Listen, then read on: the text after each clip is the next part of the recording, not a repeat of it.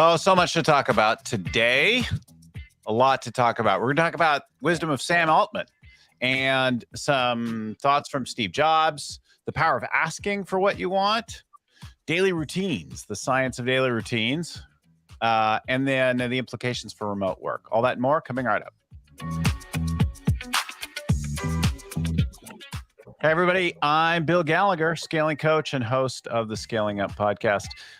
I'm here today joined by my mentor and friend, Verne Harnish, and we're going to get into Verne's recent insights and kind of talk through them in a way that we don't always get a chance to do. So I'm really glad to have Verne on the show. We'll get to that in just a second.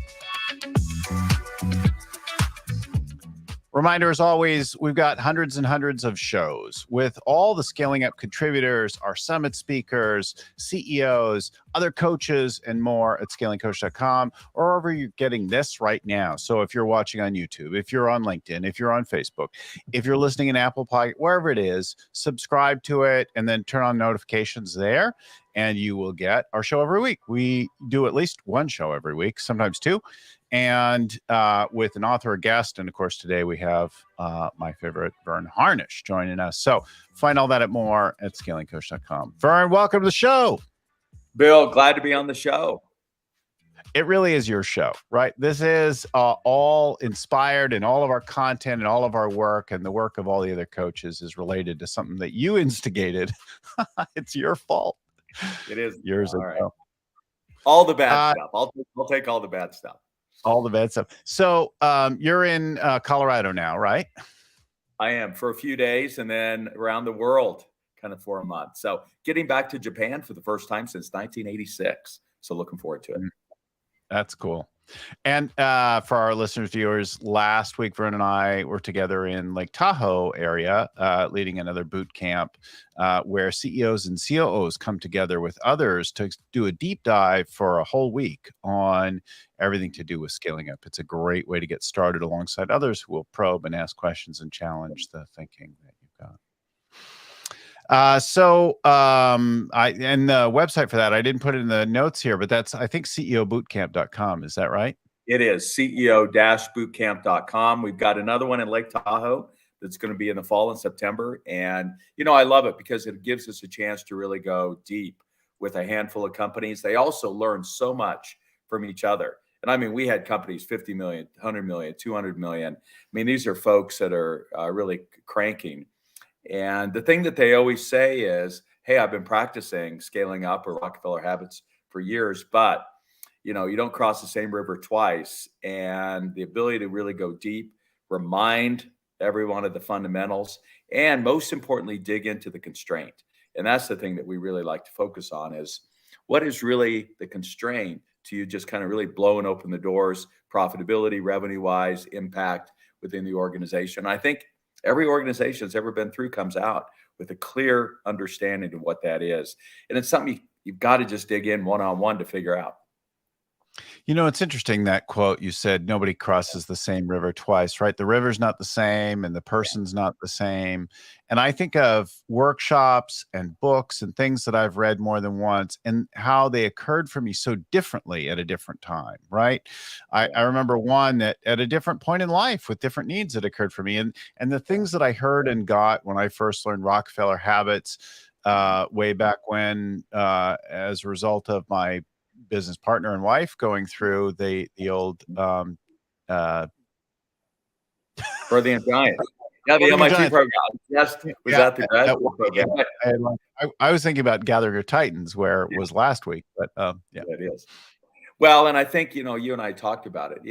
Every other profession, whether you're a pilot, doctor, or professional golfer, tennis player, you're constantly going back to the fundamentals. Where in our world, people's attitude is, oh, I read that 10 years ago. I must have mastered it. And I think it's insane. And I think you're much better off to grab onto an approach, our performance platform is what we call it, and then stick with it and continue to review it.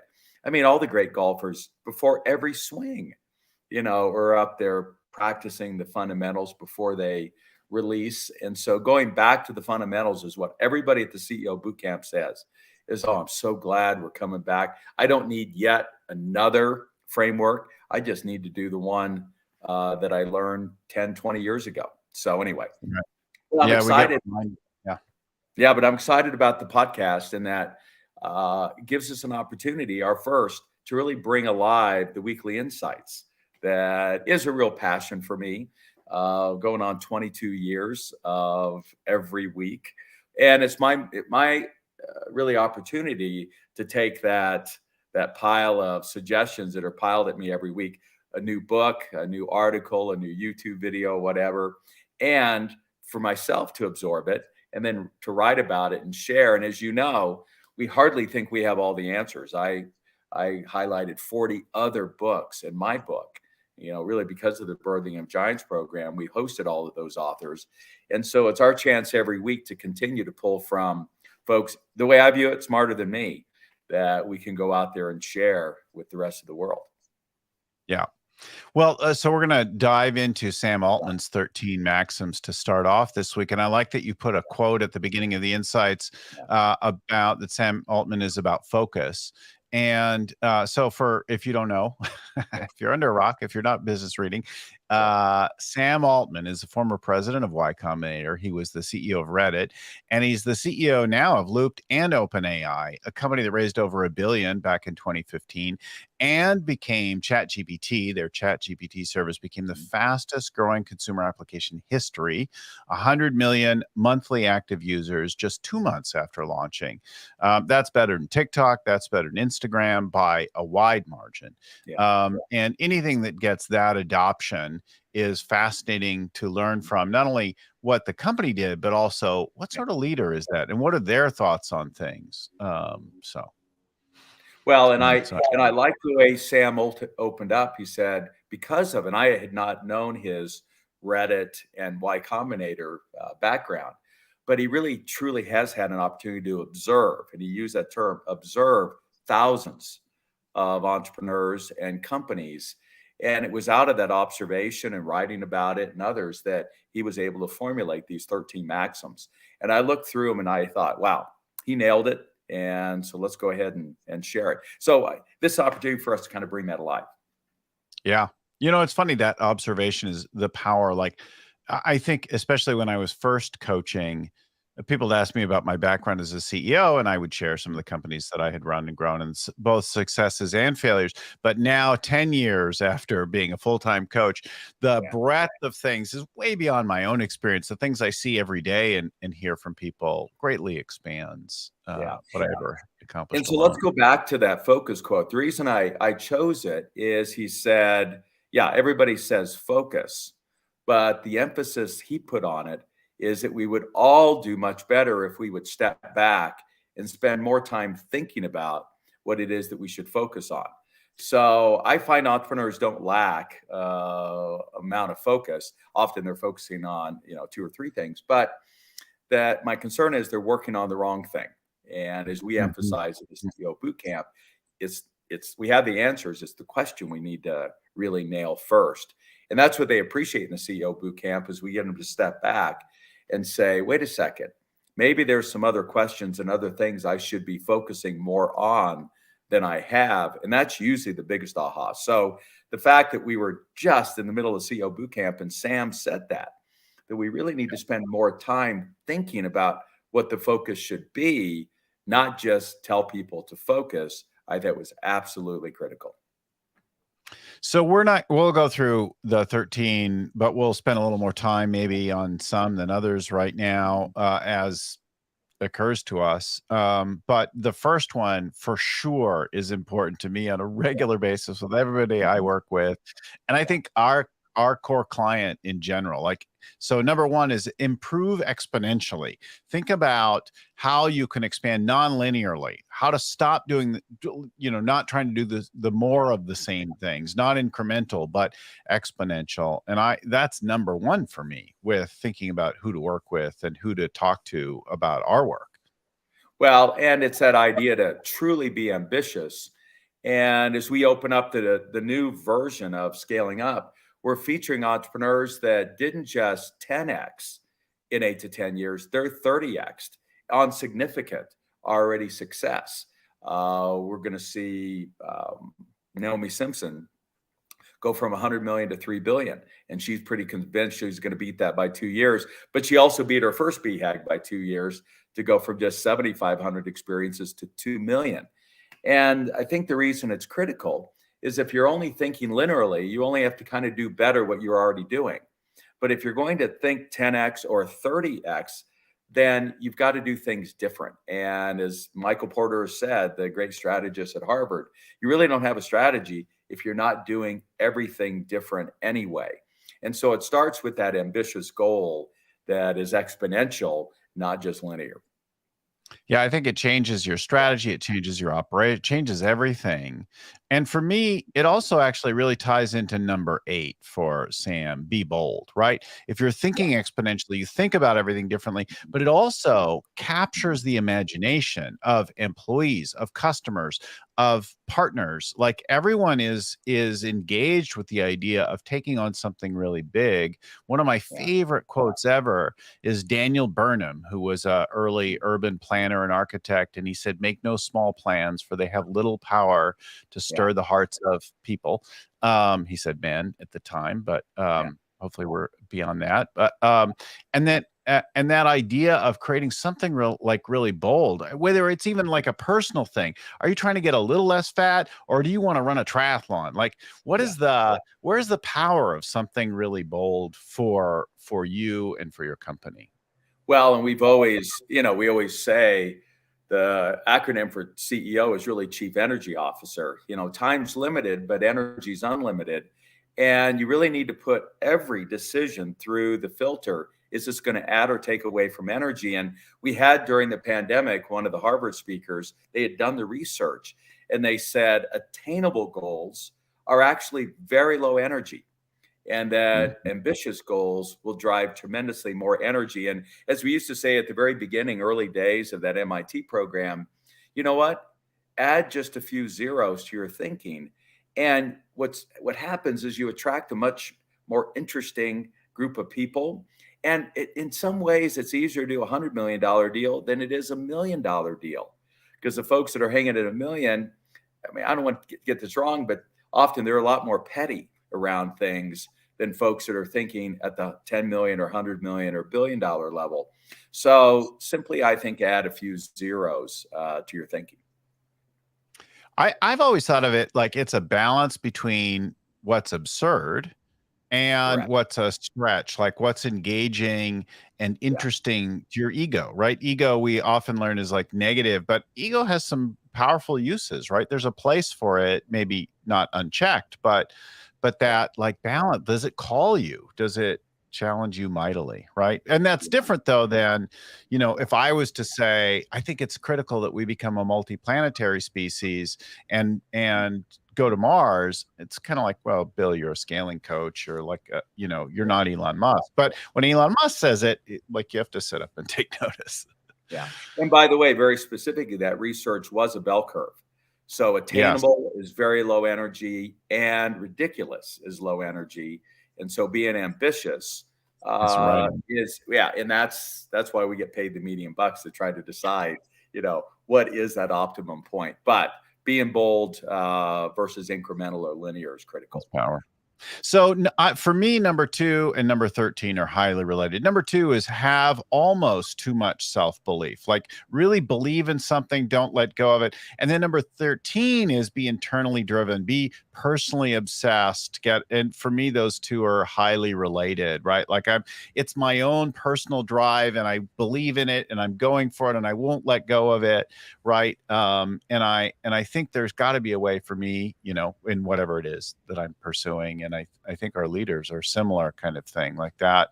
You're motivated because you care. Yeah. Well, and there's that, again, that's the science behind this.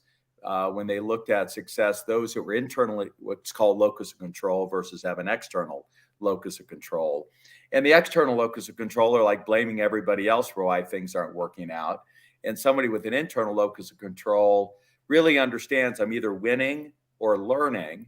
And so there's no losing, but I've got to look at myself first and see what is it I haven't yet learned that I need to move forward with.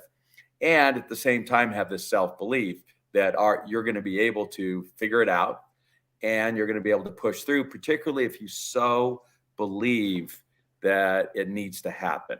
And Yeah. so again, we don't want to cross over to the ridiculous, but that was really what he meant by self-belief. It was less ego and more in this kind of crazy belief that we've got to get to Mars and that it's going to happen.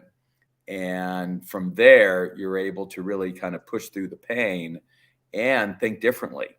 So that you're right. I think those two are related. Number 3 is learn to think differently. So going to original principles, surrounding yourself with people that challenge you, thinking outside your industry. God, do you think about how many breakthroughs we have with companies, not only in their strategy, but their business model and their cash, the profitability and valuation, because we help them to not do it the way everybody does it in their industry.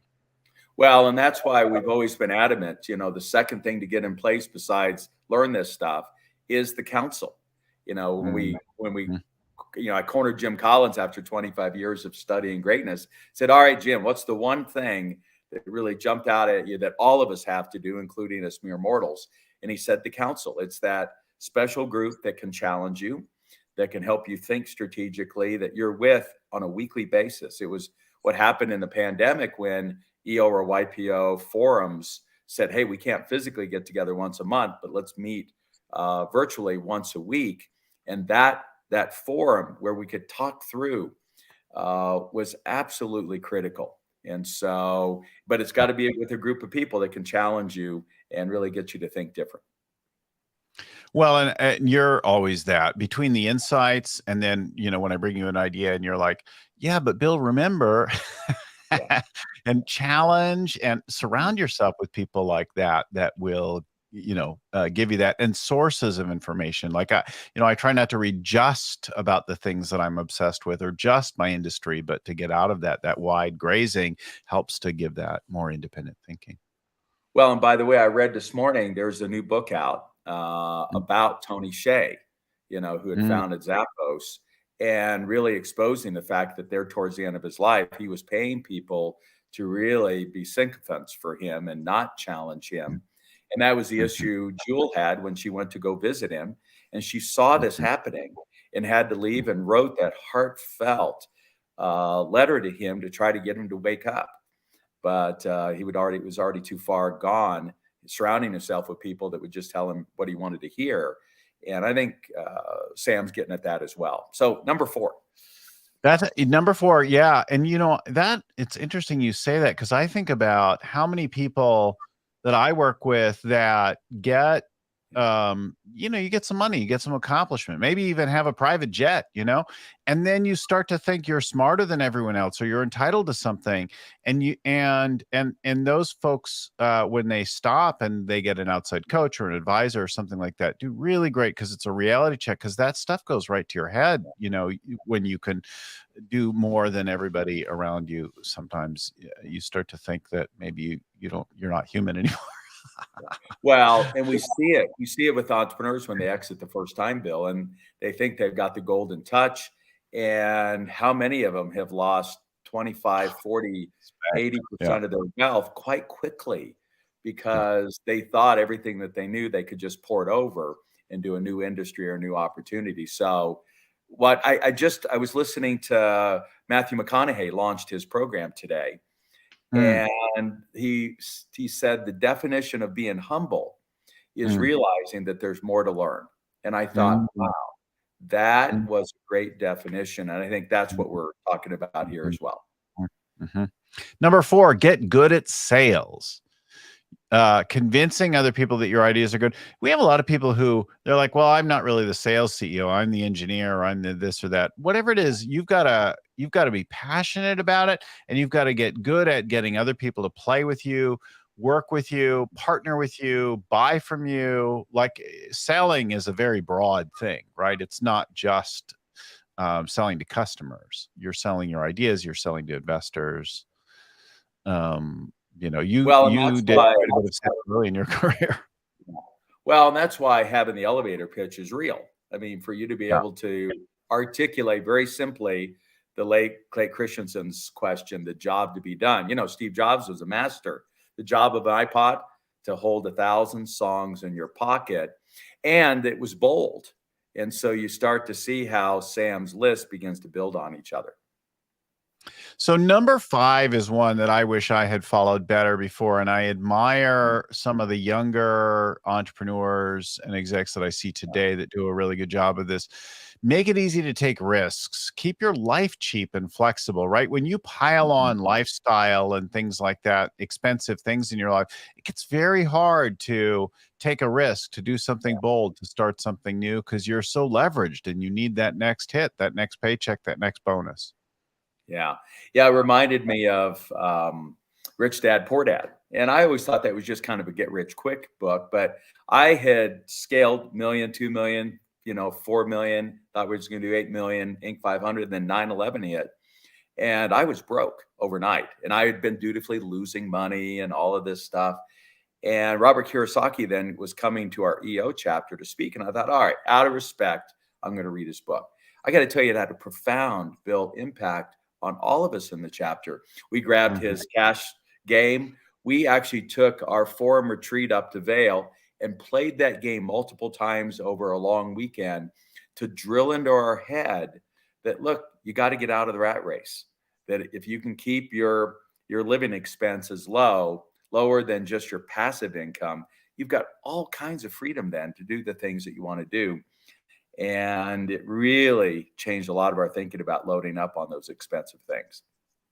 Well, and again, that goes to number 12, getting rich by owning things, right? Don't just trade your time for money. Don't just count on the paycheck or the bonus or the commission, but figure out what you can own: IP, equity, real estate, companies. These are the things that, to give yourself more financial security it's a lot better to own them than to do them. But I've watched and admired even family members and friends who kept their life cheap while they were building and figuring out what they could do, and they were so much more flexible than myself and some of the people who spent a lot of the money as they, especially early in their career, enjoying the first fruits. Yeah. So, and then the thing that Kiyosaki said that I thought really opened our eyes is anything that costs you $1 or more a month is a liability. Anything that's making you $1 more. So yes, you can load up on real estate, but that building's only beautiful if it's got positive cash flow. If you're sitting there having to dole out every month, hoping that you're going to make it back in appreciation, that's when folks get caught in big trouble moving forward. So being clear, what is an investment that you own that's giving you a return versus draining you is critical. And the first thing he said is your own home is a liability, not an asset. And you're better off having a returning asset that you're renting out, and then go rent if you need to, especially in those early days. I think is most helpful. Well, some of us, California homeowners and some other places, know we've made a lot of money on our homes, but what can you do with it, right? Like, there's all kinds of, but where am I going to move to? How would I take that money out of the home and use it for anything else? I mean, you can in some ways, but not easily. Yeah, for sure. Number 6 is focus, right? And he says spend a lot of time thinking about what the focus should be first. We spent some time thinking about focus and how to focus and what the priorities should be last week. And that's a continual struggle for the companies we work with, what to focus on. Yeah. And there, the key is intel. Our view is if you don't know immediately what the constraint is that then gives you the idea of the focus, is because you don't have enough quantitative or qualitative data flowing in. Because when you do, particularly have that connection with the marketplace, that you're clear what the voice of the customer is, you're going to know. And so that's really, I think, the aha the CEOs got, is that you need market intel, not focus groups, but observation. Very much like Sam had, lots of years of observation of thousands to come to these Maxims. You need that same kind of observation of your marketplace in order to find the insights on what it is you should focus on.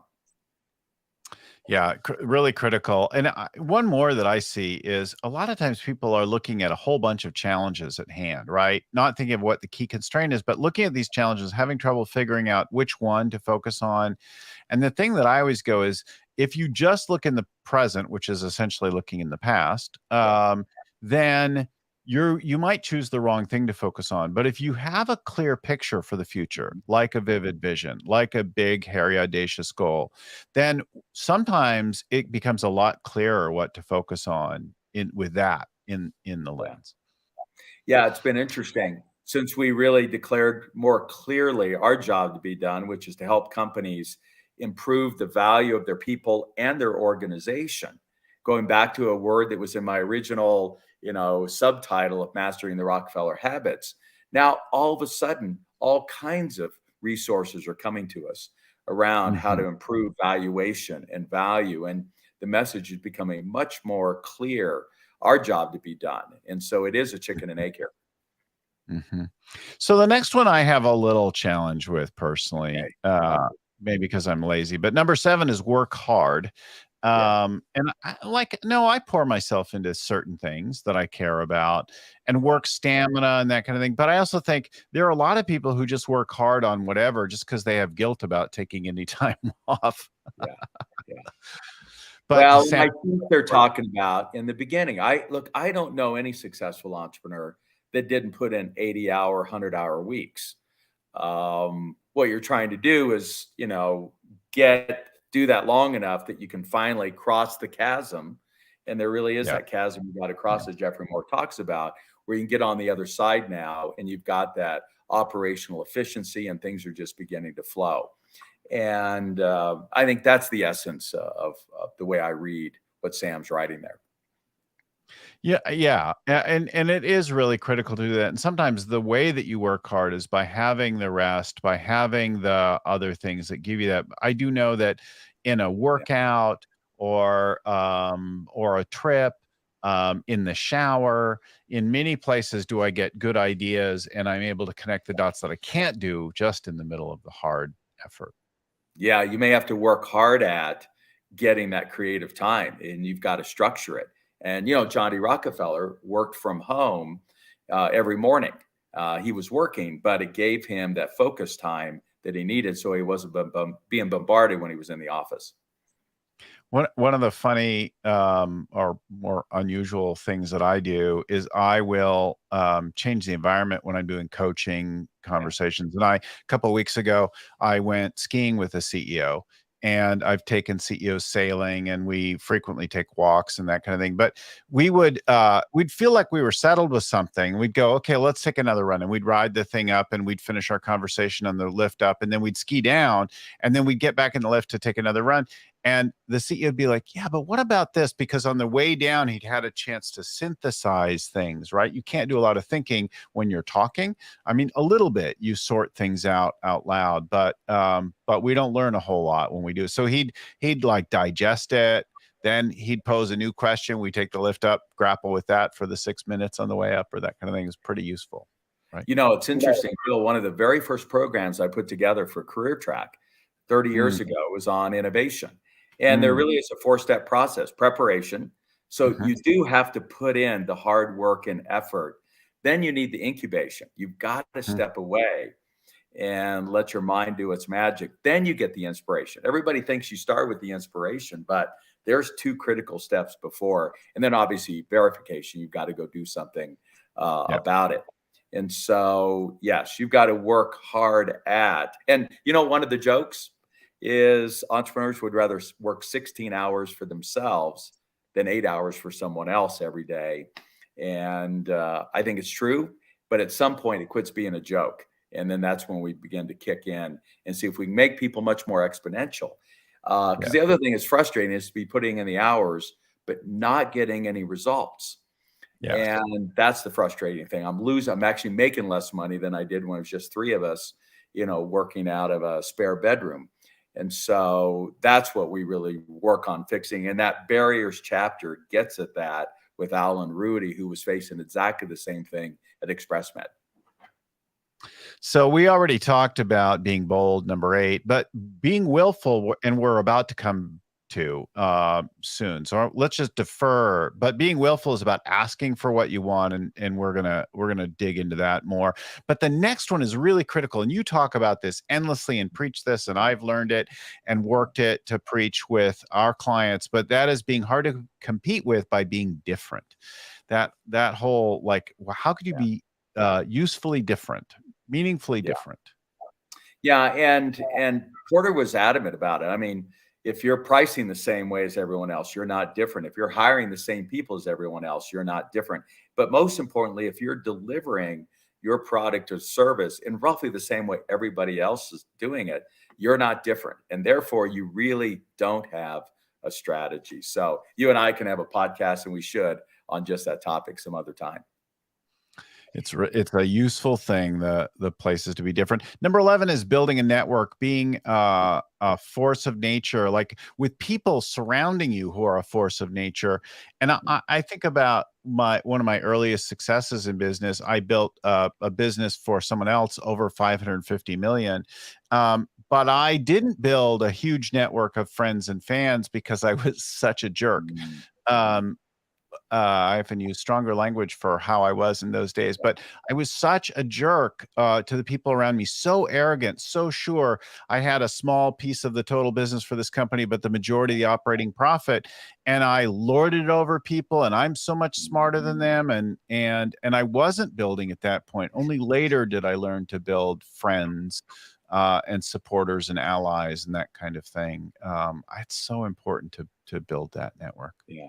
Well, and that is the key thing that Regis McKenna taught Steve Jobs, Intel, Genentech, and who I cold called and asked for help back in 1983.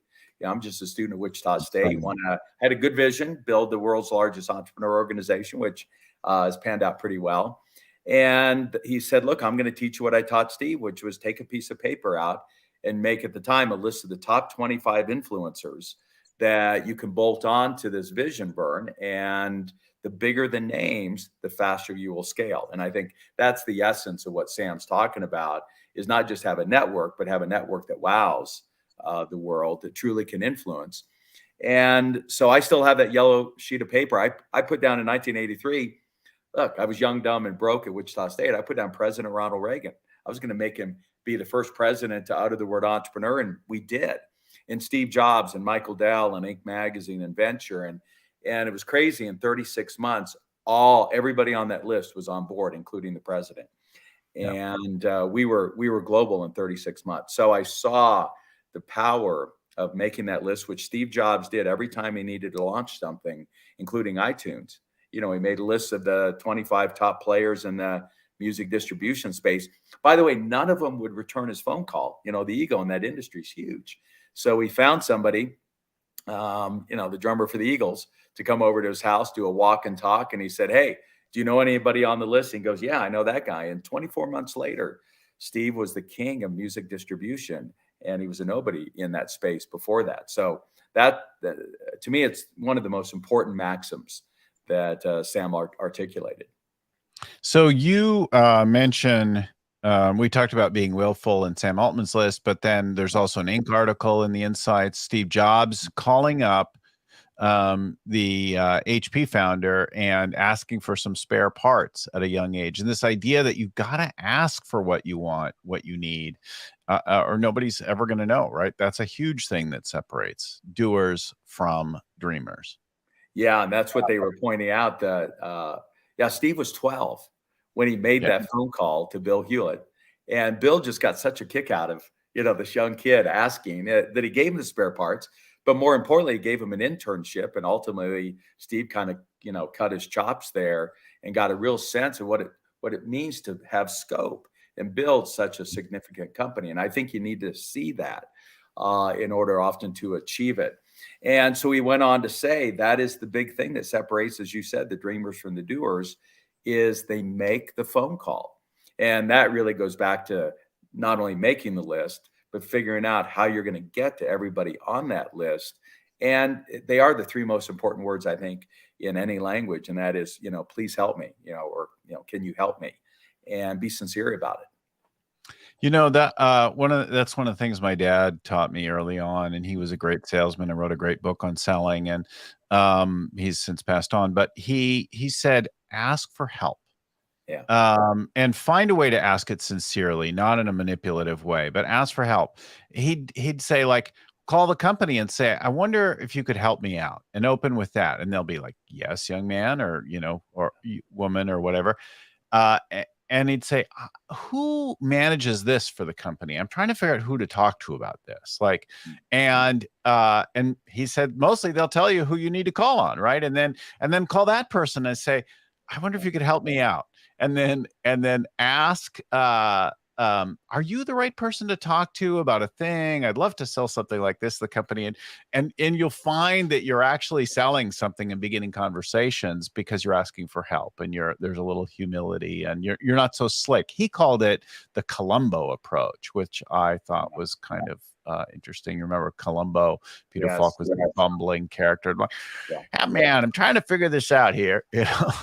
No, I think it's right. And a corollary to it is make sure that you really treat with respect the gatekeepers. Yes. And they're the ones, one of the founding board members of YEO, now EO, was in the limo business. And one of the things that Dean would do is he made sure he had a rose that he brought to every receptionist of every major company that he wanted to do business with. And those gatekeepers, I got really close friends with Roseanne Badowski, who was Jack Welch's EA. And it was Roseanne that was the one who gave me access to Jack. There was not going to be any other way to get that done, or Caroline Hagsdale with Greg Brenneman. And knowing their name and treating with respect and honoring that, hey, let me just share it with you, and sell them on the vision and make them part of the team. And they will really inside do the bidding for you. So take care of everybody. So you then also segue into All You Have to Do Is Ask book. There's a new book. Well, it's not a new book. It's newer book, right? Yeah. All You Have to Do Is Ask. Sociologist Wayne Baker from University of Michigan wrote this book, and he points to a particular type, a giver requester, people who are both askers and givers. And I think if you just give all the time, sometimes you can be resentful and you're not getting what you want. And if you are only asking, then maybe you're a little too selfish, self-absorbed. No, I thought it was a great point that you were seen in a better light if you did more of both. And so I think it's that kind of activity that is important, and helping people out and then asking in return, and vice. I think it makes the world go around. It's like water. The more you can get it there flowing faster and faster, and money, the same thing here with both making requests and giving back. It really begins to create that flywheel or momentum out there in the marketplace that you need. So I'd encourage everybody just kind of read the book. Yeah. Well, I definitely want to be thought of as a giver, as a generous person, but I often have to remind myself to ask for what I want and not hope that people figure it out. Because when I do that, I get pretty resentful of having given as much as I did. Well, why didn't they think? Well, you should have asked. Yeah. Well, and people, look, it's a form of respect.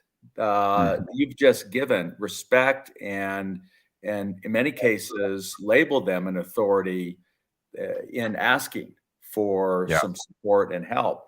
And that was the big thing that Regis had taught me, was when I met Arthur Lipper for the first time, who was running Venture Magazine. After I gave him my elevator pitch, then I said, Mr. Lipper, if you were me, if you were my age, how would you scale this up? And then I just was quiet and made sure I took notes and then questioned that. I ended up with like a list of 27. I have that yellow notepad someplace as well in storage. And then what I quickly did was act on a couple of those. And then back then we didn't have email. I just sent Mr. Lipper a letter saying, hey, here's your list of 27. I've acted on already 2 of them. And it was over. I had him at hello. Because not only did I listen, but I acted on it. And that's really all a great mentor or teacher wants, is a responsive, active student. So asking for help is a way of really showing and giving respect, especially Yeah. if you act on it. A couple shout outs for our other offerings and things like that. So we've got a very extensive suite of courses and things like that at the Growth Institute. Growthinstitute.com is our online education program run by Daniel Marcos. And there we have a master of business dynamics. We've got a master course in scaling up. We've got lots and lots of shorter courses, exponential organizations, top grading, along every topic to do with our core 4 decisions, plus a whole lot more at growthinstitute.com. And then we're also always doing workshops. I've got a workshop coming up in San Francisco as we record this. And I post workshops regularly on my website at scalingcoach.com. But there's like hundreds at scalingup.com. So we do workshops all over the world. We do virtual workshops. We do, if you want to get started, or if you need to get back to basics, you started scaling up a long time ago and you'd like to bring some of your leaders and spend a half a day, 2 days doing a deep dive. We offer a variety of formats and lots of abundant workshop options. So the online education and the workshops both you can find. And then Bill, you and I will be teamed up again, and you and Yeah. I specifically are going to be teaching a virtual workshop in June, and we do it twice a year. So Yeah. folks can kind of tune in, and it's 90 minutes on each of people, strategy, execution, and cash over a couple of days. And CEOs are constantly saying both it's a good review for them. And by the way, CEOs get a 10 for free if they've ever done anything with us before, as long as you bring somebody else. And that's what we encourage, which is why at our CEO bootcamp, it really is CEO and the number 2. So they have a chance to really talk back and forth. Yes. So before we run out of time in the show, let's talk about science-based daily routines. And you say in the insights that you kind of cringe, and a lot of people fluff up things and justify things with flimsy science on a very regular basis. But there's some real thoughts about your daily routine. I notice I have a daily routine, but it does evolve over time at stages of life and what I'm doing. But there are some things that really make a difference for all of us. And then there are things that are kind of baked in as human beings. Talk about that a little bit. Yeah. And it was a podcast that I referred to a couple of weeks ago. And we'll have the links to all these on the show notes. You got it. Yeah. So I'd really encourage people to listen to that 45-minute podcast where the author of the book that was really looking at what is the ideal daily routine based on science pointed out. And there were just a lot of hints like what is the best time of day actually to exercise. And it proves to be in the afternoon. They actually, most performance records have been set in the afternoon. And so if you haven't been as motivated to get up and go exercise first thing in the morning, there may be a reason for that. Coffee, and he lays out some good reasons why. Wait till you're up for an hour or 2 before you have that cup of coffee, then jumping right into it. Same with jumping right into work when you wake up. There is this sleep debt that you've got to kind of, there's a momentum there that you've got to overcome as part of waking up. So that's a good time to like move right into meditation and some of your other morning routines just to get yourself prepared, then jumping right into, let me open up my phone and check email right away. Down to obviously the importance of sleep and some of the routines that he goes through there that are helpful to make sure that you're going to get that good night's sleep. So I just found it absolutely full of little hints of ways to kind of fine tune, even including going back to our paleo days, the importance of having that afternoon nap and the ideal length of it, 15 to 20 minutes. And as you were alluding to, we also talked about remote work versus having a commute, if we want to jump into that to finish it up. Let's call out a couple of things. First of all, here's what I like that I already use personally. I like a little bit of like slow waking. I definitely try not to wake with an alarm clock. I try to organize my day around my natural waking rhythm. And then I try to allow myself to wake up at whatever pace or whatever's needed for the particular day. Whenever possible, use an alarm clock as kind of a last resort. And then slow thing, including I have a little meditation and a little gratitude practice in the morning that help me to kind of start my day off on the right note.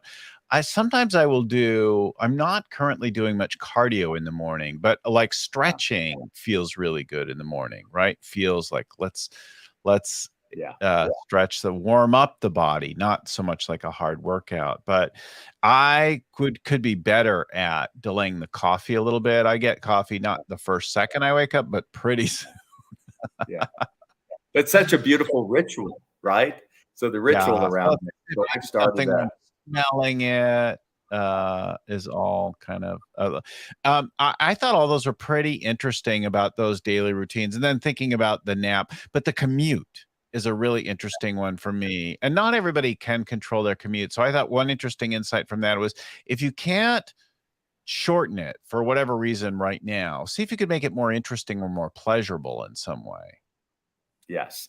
And And but I you also make like it the fact that you said it's good to have a commute. With a lot of yeah, folks who are working remote, yeah, there isn't any yeah, demarcation line yeah. between work and home.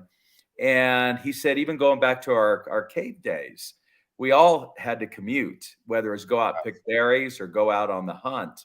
And so if you can arrange it, and a lot of folks have to have an office that's, he said, ideally within 15 minutes. For me, mine was a 15-minute walk. That allows you to switch gears. And that made a lot of sense because I've generally worked from home, and that makes it difficult because you don't Can have that yeah. communication for sure. I mean, when I was young, I had longer commutes, but I worked very hard. Like, I'd take the train so that I could think or work or do something to make it more interesting for myself. And and then I remember I had a long commute, a lot of driving one time. So I bought a convertible, and I love to take the top down and put my sunglasses on and cruise along, right? Like, how could I make it better? And then for many years, I worked 10, 11 minutes from home, and that was fantastic because I controlled where the company was and where I lived. Today, I have either a very long commute, like I fly to another city to work with someone, right, like you do, or it's just across the hallway, right? Like outside the door there is my bedroom, in just across the hallway. But I do have a habit now that works really well for me, and that's that I fully and firmly close the door at the beginning of the end of the day. So I put a pretty hard cutoff to the day, and I'm very conscious, like, I'm going back to work for a second now. When I open or close that door, it's sort of the beginning and the end of the workday. Yeah. And as we're finding, and there's a couple of major companies that have learned all along the way, if somebody's really putting in more than 60 hours, your productivity drops dramatically, and you Yeah. don't end up getting that incubation time that allows you to get the inspirations because you're just continuing to crank. And Yeah. so when we can begin to realize that there is a downside at some point, and to have that demarcation, for me, it's Friday night through Sunday morning, just not opening up the laptop or looking at any kind of work. And it really refuels me, for putting in another good 6 days moving forward. Well, two more shout outs. If we can help you in any way, we have hundreds of coaches around the world. And, I certainly am one of the coaches, but I can only work with a handful of companies at a time. And that's why we have people everywhere. So if I can recommend somebody for you, you'll find me at scalingcoach.com. And then all of our resources and partners and that kind of thing are at scalingup.com, and all of Verne's work, scalingup.com. We'll put that link on the board as well. And we have technology as well. Our other partner, our other major partner, is the Align Scoreboard. And that's our purpose-built alignment tool to keep you and your team on the same page executing against scale. So all our partners and more, and all the things we've talked about at scalingup.com. And you'll find the Align tool there as well. So we've filled an hour talking about just one episode or one issue of Verne's Insights. I hope it's been useful for you. We'd love to hear your feedback. If you've got some thoughts, you'd like to see more or less of this in video, drop me a note. info@scalingcoach.com is a good email. So this will be out on both video and audio in the next little bit, and hopefully it was useful for you. Thanks everyone for listening, for watching. Verne, thanks for joining, and Brian, always a pleasure to spend some time talking. Bill, thank you. All right. Thanks again, everyone. Keep scaling up. We'll talk to you again next time.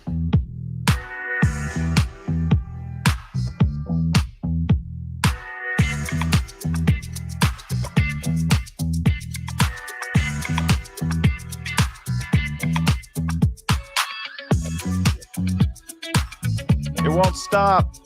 It's still running. I'm trying to kill the broadcast, but we can enjoy the music. There you go. It's funny, it won't die.